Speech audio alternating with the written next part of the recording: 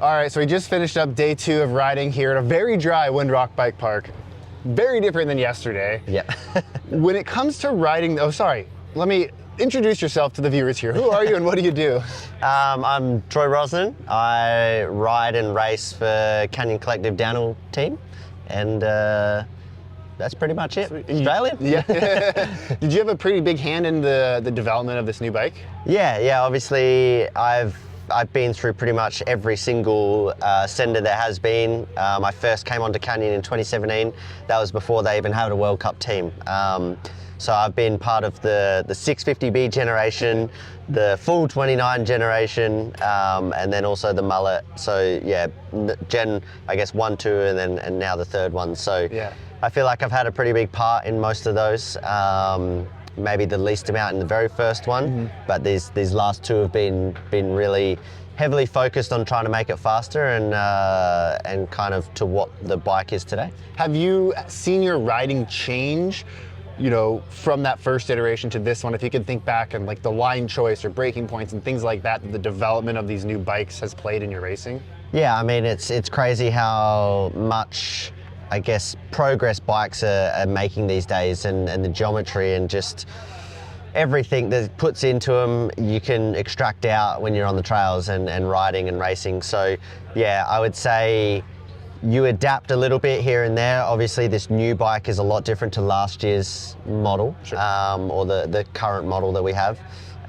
So yeah, just the way it rides is different, but I feel like it doesn't change you as a rider, it just allows you to go faster. Sure, absolutely. At the end of the day. And did you have any time on the test mule? Yes, I did. What was that Yeah. like? It was heavy. Yeah, the weight was really difficult for me. Also the length, it was designed around a large and I ride a medium, so even with the shortest headset cups in it, it was still too big for me. But to get an idea of all the different settings we ran through, I tested it the day after the World Cup race in Val d'Isole, where the track was just horrendous to ride. Like, I was suffering, but it was kind of good because it was such a gnarly track that to find the setting that made me feel comfortable was then the one that everyone ended up liking, and it's what we see today in the generation. So yeah, it was pretty cool to have it, but God, the weight of it was something else. Yeah, I can imagine it looked heavy in the presentation. Yeah.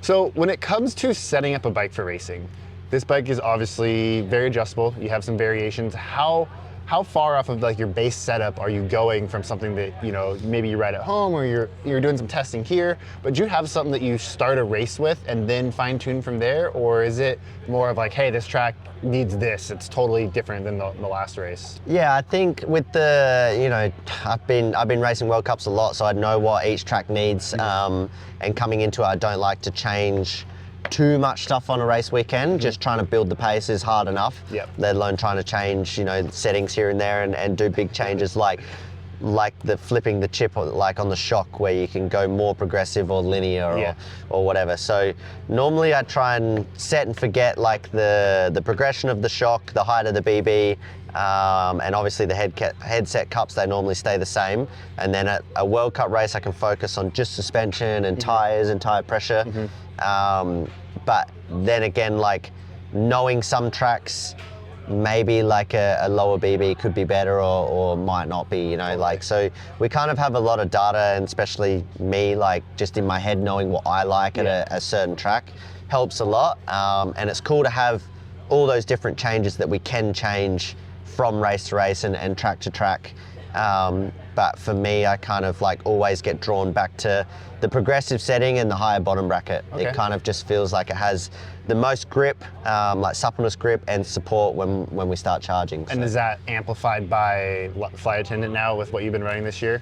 Yeah, obviously flight attendant helps so much. You can have such a like soft, squidgy bike that's like set up for traction and just like kind of change it with one click of a button. So it's pretty cool and something that's helped a lot last year. Are you going back to non-flight attendant shocks at all in forks?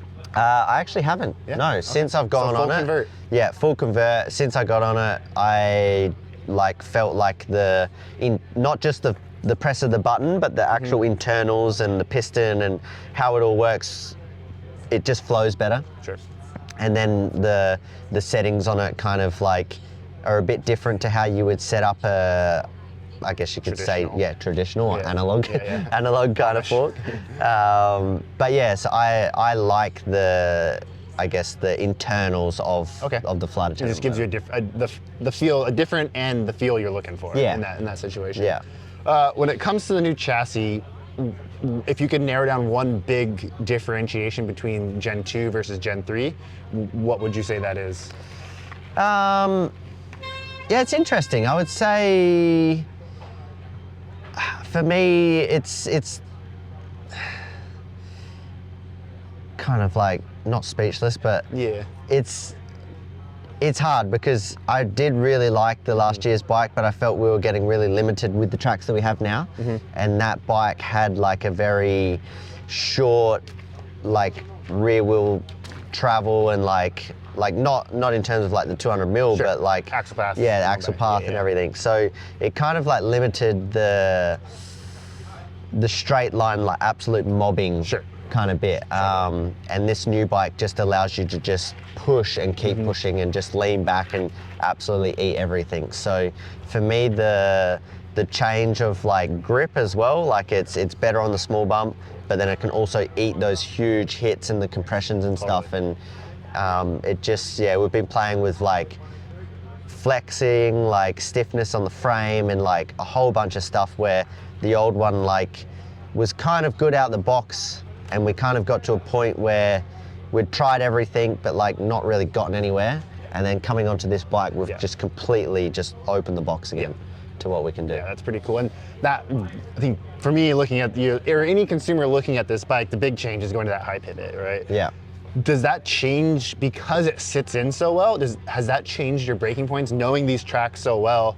Did you go back to a track you've ridden, a dozen times, be like, whoa, I can brake like way later and still get the same drive out of the corners? Yeah, I think with this new bike, it's crazy. Like if you just sit on it in the bike park, like just in the car park, and you bounce up and down, and then you grab the brakes, you still go up and down. Yeah. Like it doesn't lock. Yeah. So it's like, it's crazy under braking, like all the suspension is still working, it's still active, it's still, helping you to keep that rear wheel on the ground and have traction and actually pull you up. So you do find yourself, like maybe you don't realize it, but you will find yourself like braking later with this bike. And the old one would kind of lock up and get a bit like hung up and stuff, where this new one is just like completely just still plush. As soon as you're locked up, it's still active. Obviously not as well as being off the brakes, but sometimes you have no choice, right? Well, I'm on the brakes a lot, so it really helps. And I'm glad you said that, because that was the biggest takeaway for me, was